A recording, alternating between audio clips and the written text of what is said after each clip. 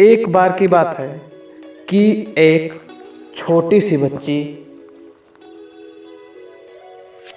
हाथ में गुल्लक लिए दौड़ते हुए एक मेडिकल स्टोर पर आई। उस मेडिकल स्टोर पर बहुत ज़्यादा भीड़ थी और इतना शोर शराबा था कि बच्ची उस मेडिकल स्टोर वाले को पुकारती रही, लेकिन उसने उसकी आवाज़ नहीं सुन पाई और उस पर ध्यान भी नहीं दे पाया।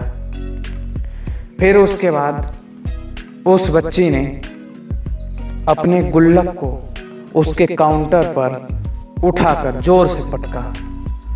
फिर उसके बाद वहाँ पे सभी लोग उसकी तरफ देखने लगे और मेडिकल स्टोर वाला भी उसे देखने लगा। तो उसने कहा, बेटी तुम्हें क्या चाहिए? तो उस लड़की ने कहा कि मुझे चमत्कार चाहिए।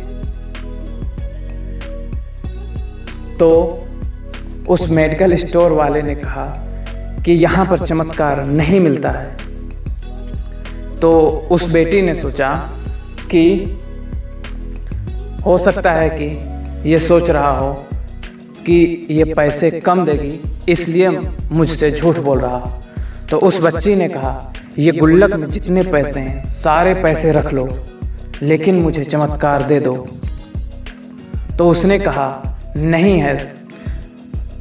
पास में ही खड़े एक व्यक्ति ने उस बच्ची से पूछा कि बच्ची तुम्हें चमत्कार क्यों चाहिए? उस बच्ची ने कहा कि मेरा भाई बीमार था, कुछ ही दिन पहले उसे मम्मी पापा एक हॉस्पिटल ले गए। अब मैं जब भी उनसे सवाल करती हूँ कि मेरा भाई कहाँ है, तो वह कहते हैं कि वह जल्द ही आ जाएगा, लेकिन आता ही नहीं है। और मैंने एक दिन उनको बात करते सुना कि पापा मम्मी से कह रहे थे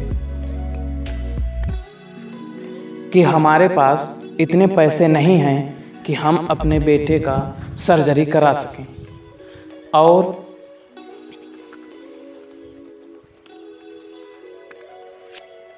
हमारे बेटे को सिर्फ चमत्कार ही बचा सकता है।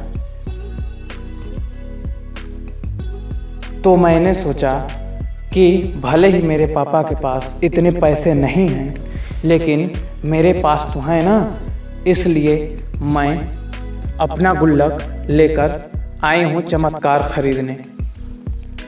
तो फिर उस व्यक्ति ने पूछा कि बेटी तुम्हारे पास कितने पैसे हैं? तो उस लड़की ने अपना गुल्लक ज़मीन पर पटक दिया और पैसे इकट्ठे करके बोली कि मेरे पास 19 रुपए हैं।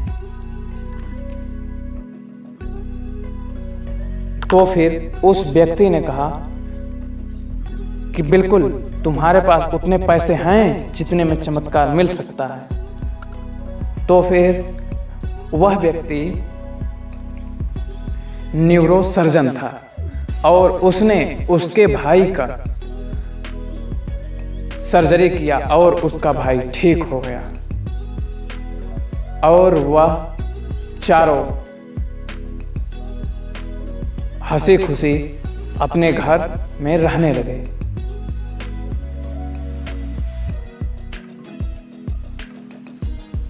इस कहानी से हमें यह सीख मिलती है कि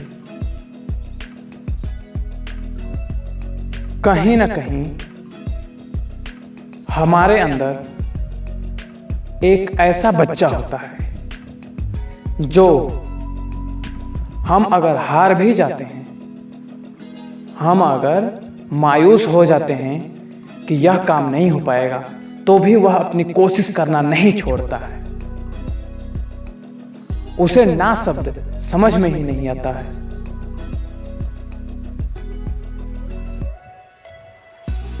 वह बच्चा हर एक के अंदर होता है। हमें कभी भी हार नहीं माननी चाहिए।